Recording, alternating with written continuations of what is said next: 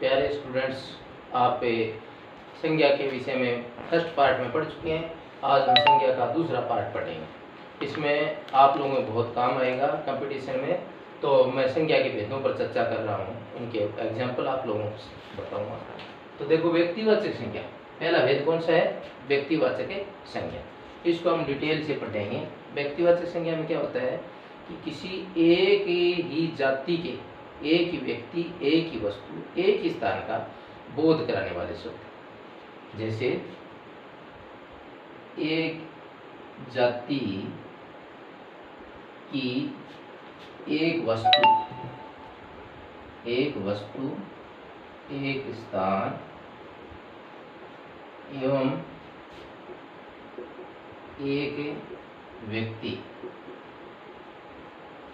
व्यक्ति का बोध कराने वाले शब्द,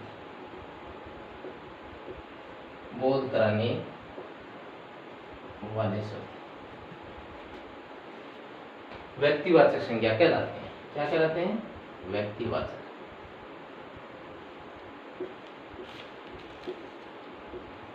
व्यक्तिवाचक संज्ञा कहलाते हैं।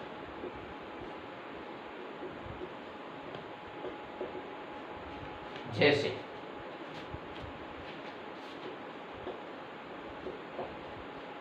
एक वस्तु जो एक कई। तो स्टूडेंट्स, जैसे मैं आप लोगों को बता रहा था कि व्यक्तिवाचक संज्ञा क्या होता है। व्यक्तिवाचक संज्ञा में देखो, एक जाति की एक ही वस्तु, एक स्थान और एक व्यक्ति का बोध कराने वाले शब्द आते हैं।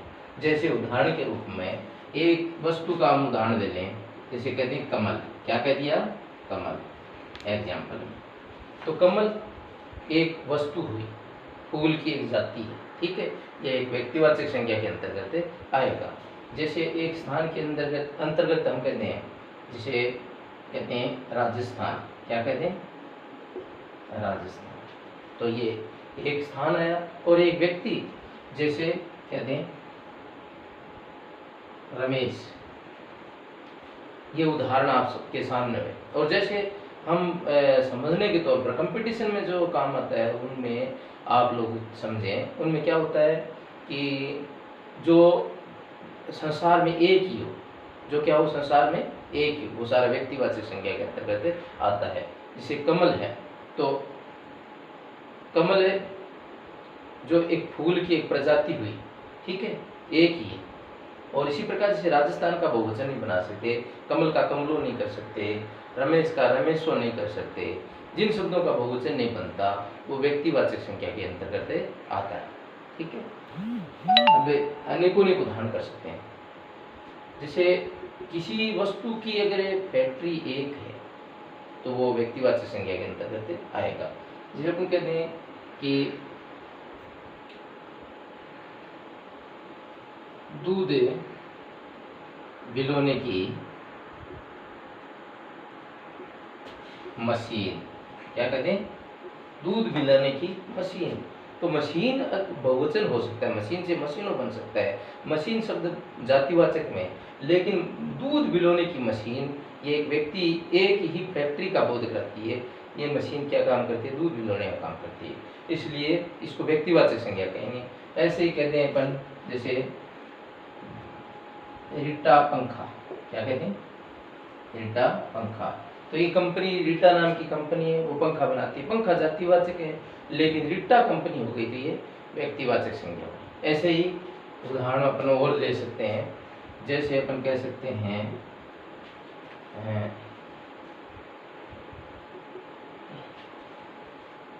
अनेकों उदाहरणों से हम समझ सकते हैं। इतने उदाहरण से आप समझ लें कि कमल एक वस्तु का बोध कराया, राजस्थान एक स्थान का बोध कराया, रमेश एक व्यक्ति का बोध कराया। इसी प्रकार मशीन जातिवाचक होते हुए व्यक्तिवाचक हो गई, क्योंकि दूध बिलोने की मशीन हुई। और इसी तरह पंखा शब्द है, वो जातिवाचक में आता है, क्योंकि पंखा का बहुवचन पंखे भी बनता है। लेकिन रीटा पंखा लगा दिया तो ये क्या हो गया?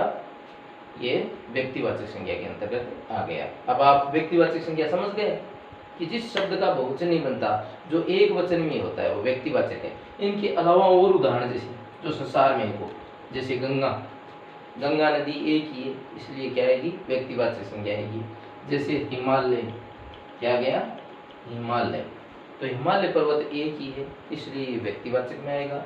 और ऐसे ही आप अनेक उदाहरण पढ़ सकते हैं, जैसे रामायण एक पुस्तक हुई, ठीक है, तो ये क्या हुआ, व्यक्तिवाचक संज्ञा के अनेक उदाहरण आप लोगों के सामने हैं, जो कंपटीशन एग्जाम में आप लोगों के बहुत काम आएंगे। आप मेरे चैनल को लाइक करेंगे, सब्सक्राइब करेंगे, ठीक है। अब मैं व्यक्तिवाचक संज्ञा के बाद आप लोगों के सामने जातिवाचक संज्ञा के उदाहरण प्रस्तुत करूंगा कि जातिवाचक संज्ञा क्या है, तो आप लोग देखिए।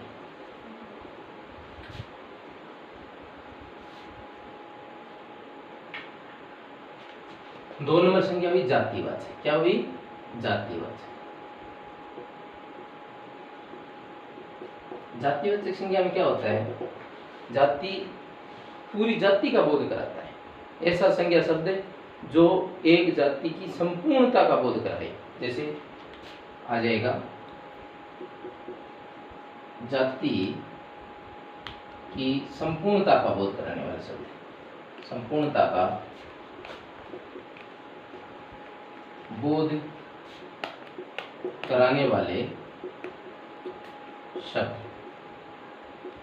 ठीक है, यानी जाति की पूर्णता का बोध कराते हैं, पूरी जाति का बोध कराते हैं।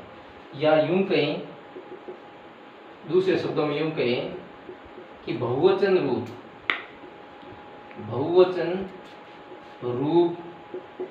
जिन शब्दों का बहुवचन रूप बनाया जाए, बहुवचन रूप जिन शब्दों का बन सके,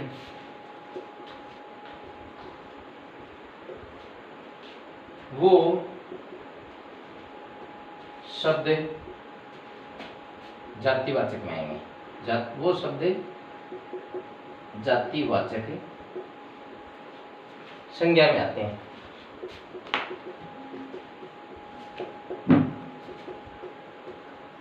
एक बार पुनः देख लीजिए, यानी जाति की संपूर्णता बोध कराने वाले शब्द, और जैसे बहुवचन रूप जिन शब्दों का बन सके, वो शब्द जातिवाचक संज्ञा के अंतर्गत आते हैं। जैसे उदाहरण के रूप में हम कोई भी शब्द लेना, जैसे हमने एक उदाहरण ले लिया कि एग्जाम्पल के रूप में ले लिया कमरा, क्या ले लिया, कमरा, तो कमरा नाम है, नाम कोई संज्ञा कहते हैं। अब हम देखें कमरा एक वचन रूप है या इसका बहुवचन बन सकता है। कमरा का बहुवचन क्या बन सकता है, कमरे भी बन सकता है। क्या बन सकता है, कमरे, ठीक है। कल्पना करो कि कमरा का बहुवचन कमरे बन सकता है, तो ये कमरा शब्द क्या हुआ, जातिवाचक शब्द, ठीक है। इसी तरह हम और भी उदाहरण देख सकते हैं, जैसे कुर्सी, क्या शब्द आ गया, कुर्सी, तो कुर्सी से कुर्सियां बनता है, क्या बनता है, बहुवचन रूप है, कुर्सियां, तो इसका मतलब कुर्सी भी किस संज्ञा में आएगा, जातिवाचक संज्ञा में आएगा, ठीक है। इसी तरह हम अनेक उदाहरण आप लोगों के सामने प्रस्तुत कर सकते हैं। जैसे हम कहते हैं दानव, क्या कहते हैं, दानव, तो दानव माने राक्षस, ठीक है, तो दानव का हम बहुवचन रूप दानवों बनाते हैं, ठीक है। इसी प्रकार हम अनेक उदाहरण बना सकते हैं। जैसे उदाहरण हम देख सकते हैं, क्या शब्द है, बड़ा इंपॉर्टेंट शब्द है, त्योहार, परीक्षा हर कंपटीशन में आता है, वर्तनी के पाठ में भी आता है त्योहार, ठीक है। तो त्योहार शब्द जो आता है, ये त्योहार शब्द किस में आएगा, जातिवाचक संज्ञा के अंतर्गत आता है, क्योंकि इसका बहुवचन है, त्योहार बन जाता है, त्योहारों भी बन जाता है, ठीक है। इसी प्रकार आप बहुत सारे उदाहरण देख सकते हैं, अनेकों उदाहरण से समझ सकते हैं। अब एक और है, जातिवाचक संज्ञा में क्या आता है, आप देख सकते हैं कि पदार्थ की तीन अवस्थाएं होती है। कितनी अवस्था होती है, पदार्थ की तीन अवस्थाएं, कितनी अवस्थाएं होती हैं, तीन अवस्थाएं। कौन कौन सी अवस्था होती है, ठोस, कौन सी अवस्था, ठोस, एक बार पुनः मैं बता दूंगा, दूसरी द्रव, तीसरी गैस, ठीक है। तो पदार्थ की तीन अवस्थाएं होती है, और ये तीनों अवस्थाएं जातिवाचक संज्ञा के अंतर्गत आती है। इनके उदाहरण जातिवाचक संज्ञा के अंतर्गत आते हैं। जैसे मान लो ठोस शब्द है, तो ठोस अपने आप में पदार्थ की अवस्था होगी, तो जातिवाचक संज्ञा होगी। द्रव अपने आप में जातिवाचक संज्ञा, और गैस अपने आप में जातिवाचक संज्ञा। ठोस के अनेक उदाहरण हम देख सकते हैं, जैसे बर्फ, क्या गया, बर्फ, इसका बहुवचन नहीं बनता है, फिर भी ये जातिवाचक संज्ञा। बर्फ का बर्फ को नहीं हो सकता, ये जातिवाचक संज्ञा में हुआ। ठीक है, इसी प्रकार ठोस और भी उदाहरण ले सकते हैं हम। ठोस में हमने उदाहरण ले लिया जैसे चारपाई। क्या उदाहरण ले लिया? चारपाई। तो ये ठोस है। ठीक है, ठोस वस्तु हुई, ये जातिवाचक संज्ञा में हुई, क्योंकि चारपाई का चारपाइयों बन सकता है, लेकिन फिर भी ये ठोस पदार्थ हुई। ठीक है, इसी प्रकार द्रव्य में, द्रव्य के अनेक उदाहरण जैसे घी ले लिया, घी का बहुवचन नहीं बन सकता, फिर भी ये जातिवाचक संज्ञा के अंतर्गत आएगा, क्योंकि पदार्थ की अवस्था में आ गया। इसी तरह हम ले लिया तेल, हमने तेल उदाहरण लिया, तो तेल में पूछते हैं कि कौन सी संज्ञा, तो तेल में जातिवाचक संज्ञा, क्योंकि तेल द्रव्य अवस्था है। अब आप समझ गए कि द्रव्य की कोई भी अवस्था, जैसे पानी है, तेल है, घी है, ऐसी कोई भी शब्द है, वो सारे द्रव्य में आती हैं, वो जातिवाचक संज्ञा है। इसी प्रकार गैस, गैस में जैसे गैस अपने आप में जातिवाचक संज्ञा है, और ऑक्सीजन है, हाइड्रोजन है, कार्बन डाइऑक्साइड, जो भी गैसें हैं, तो सारी गैस है वो जातिवाचक संज्ञा के अंतर्गत आती है। ठीक है, अब मैं एक बार पुनः आपको थोड़ा सा रिपीट करवा देता हूँ, क्योंकि परीक्षा में जातिवाचक संज्ञा के उदाहरण आते हैं। आप देख लीजिए कि जाति की संपूर्णता का बोध करने वाले शब्द क्या होते हैं, जातिवाचक संज्ञा के अंतर्गत आते हैं। ठीक है, और बहुवचन रूप जिन शब्दों का बनता है, वो सारे शब्द किस में आएंगे? जातिवाचक में आएंगे। जैसे कमरा है, तो कमरा वो कमरे बनता है, तो जातिवाचक संज्ञा में आएगा। कुर्सी से कुर्सियां बनता है, तो जातिवाचक संज्ञा में आएगा। आप देख लें, दानव शब्द है, तो दानव से क्या बनता है? दानुओं बनता है, इसलिए दानव शब्द भी किस में आएगा? जातिवाचक संज्ञा में आएगा। त्योहार शब्द है, तो त्योहार शब्द का त्योहारों बनता है, इसलिए ये भी जातिवाचक संज्ञा के अंतर्गत आएगा। इसी प्रकार पदार्थ की तीन अवस्थाएं मैं आप लोगों के सामने बता रहा हूँ, क्योंकि इस पदार्थ की तीन अवस्थाएं होती हैं, ठोस, द्रव्य और गैस। तीनों अवस्था के जितने भी उदाहरण हैं, वो सारे जातिवाचक संज्ञा के अंतर्गत आते हैं। अब जातिवाचक का देखो, जातिवाचक में एक बात और ध्यान रखना आप, कि आजकल अंग्रेजी के चाल से जातिवाचक संज्ञा की दो भेद और कर दिए जाते हैं, लेकिन वो हिंदी के अंतर्गत आपको जातिवाचक संज्ञा के उदाहरण मिलेंगे। जातिवाचक की पूछा जाता है, वो भेद नहीं होते, लेकिन मैं शॉर्ट में आपको बता देता हूँ। एक तो समूहवाचक क्या हो जाता है? समूहवाचक। और दूसरा भेद कौन सा हो जाता है? दूसरा भेद हो जाता है समूहवाचक। ठीक है, और दूसरा द्रव्य, दूसरा द्रव्य क्या हो गया? द्रव्यवाचक। एक तो समूहवाचक, दूसरा द्रव्यवाचक। द्रव्य में तीनों आ जाते हैं, पदार्थ की तीन अवस्था। बात आ गई आपकी, पदार्थ की तीन अवस्था है ना, ठोस, द्रव्य और गैस। ये द्रव्यवाचक है, ये सारे जातिवाचक में आ जाते हैं। और समूहवाचक में समूह के जो शब्द हैं, जो भीड़ से संबंधित हैं, जैसे भीड़ है, ठीक है, जैसे सेना है, जैसे पुलिस है, जैसे लोग है, यानी जो भीड़ से, भीड़ सूचक शब्द हैं, जो समूह का बोध कराते हैं, वो समूहवाचक हो जाता है। और जो द्रव्य का बोध कराए, ठोस, द्रव्य, गैस, तीनों से संबंधित शब्द भी जातिवाचक संज्ञा के अंतर्गत आते हैं। तो आप जातिवाचक संज्ञा सब समझ गए कि जातिवाचक में क्या है। मेनली आपको देखना कंपटीशन के लिहाज से कि जातिवाचक संज्ञा में पदार्थ की तीन अवस्था जो द्रव्यवाचक के अंतर्गत आ जाती है, और समूह का बोध कराने वाले सारे शब्द, और जिन शब्दों का बहुवचन रूप बनता है, वो जातिवाचक संज्ञा के अंतर्गत आता है। ठीक है, आपकी कंपटीशन में बड़ा काम आएगा। तो आप मेरे चैनल को लाइक करेंगे, सब्सक्राइब करेंगे। अब मैं तीसरा भेद आज आपके सामने और प्रस्तुत कर रहा हूँ। तीसरा भेद है भाववाचक। क्या नाम है? भाववाचक संज्ञा। ठीक है, बड़ा इंपॉर्टेंट है समझने के लिहाज से। जो कंपटीशन में इसकी परिभाषा नहीं पूछी जाती किसी की, लेकिन जो पहचानना आपको कि ये जाति है कि व्यक्तिवाचक है या भाववाचक संज्ञा। तो भाववाचक संज्ञा में क्या होता है? अमूर्त भाव। क्या होता है? अमूर्त भाव। भाव के अंतर्गत गुण, दोष सब आ जाते हैं। तो भाववाचक संज्ञा में आपको उदाहरण देखने हैं। तो मोटा मोटी तो देख लिया आपने, जैसे दया है, घृणा है, क्रोध है, यानी इत्यादि, ये सारे भाव हैं। ठीक है, और पहचान के रूप में मैं आपको बताता हूँ, देख लीजिए, इंपॉर्टेंट है पेपर में, कि जिन शब्दों के आगे क्या है पहचान, जिन शब्दों के आगे कोई दूसरा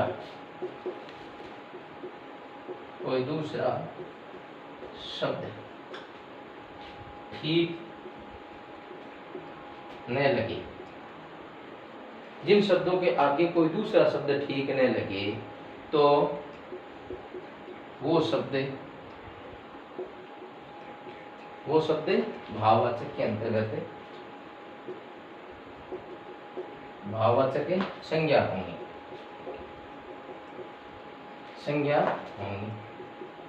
जैसे मैं आपको बताता हूँ, उदाहरण के रूप में एग्जाम्पल देख लीजिए। जैसे बच्चा शब्द है, ये कौन सी संज्ञा हुआ? ये बच्चा से बच्चे बनता है, बहुवचन बनता है, तो ये जातिवाचक संज्ञा। कौन सी संज्ञा में हुआ? जातिवाचक। ठीक है। लेकिन बच्चा से हम पन जोड़ के क्या बना देते हैं? बचपन। क्या बना देते हैं? बचपन। अब बचपन शब्द है, इसके आगे आप नाम लगा के देख लो। बचपन है तो इसके आगे नाम कोई बच्चा के आगे बन जाएगा, है? बच्चा जातिवाचक है, लेकिन बचपन पुरुष, बचपन व्यक्ति नहीं जच सकता, इसलिए बचपन शब्द क्या हुआ? भाववाचक संज्ञा। क्या हुआ? भाववाचक संज्ञा। ठीक है, ये बचपन शब्द भाववाचक हुआ। इसी तरह आप देख लीजिए, जैसे एक उदाहरण है घबराहट। क्या उदाहरण हुआ? घबराहट। ठीक है। अब घबराहट शब्द है, इसके आगे कोई नाम जुचा है, देखो आप, घबराहट व्यक्ति, घबराहट पुरुष, घबराहट राजा, नहीं जचेगा। इसके आगे कोई शब्द नहीं जचेगा, जैसे राजा या व्यक्ति, ये जचेगा क्या? ये नहीं जच सकता। ठीक है, ये नहीं जचेगा। घबराहट अकेला ही रहेगा, इसलिए घबराहट शब्द भी भाववाचक संज्ञा के अंतर्गत आ गया। तो आप अच्छी तरह समझ गए। व्यक्तिवाचक संज्ञा भी समझ चुके हैं। व्यक्तिवाचक संज्ञा में क्या है? एक जाति की एक व्यक्ति, एक वस्तु, एक स्थान का बोध होता है, और एक वचन शब्द होते हैं। जातिवाचक शब्द संज्ञा शब्द कौन से होते हैं वो मैं पुनः बता रहा हूं। जातिवाचक में क्या होता है? पदार्थ की 3 अवस्था होती है और जिन शब्दों का बहुवचन रूप बन जाए।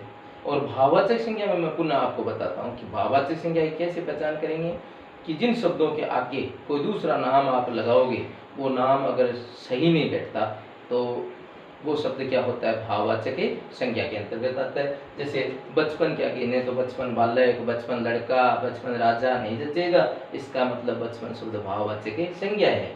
घबराहट शब्द है तो घबराहट शब्द के आगे कोई भी नाम नहीं जचेगा, इसलिए घबराहट शब्द है वो संज्ञा है, और संज्ञा का कौन सा भेद है? वो भाववाचक संज्ञा है। ठीक है।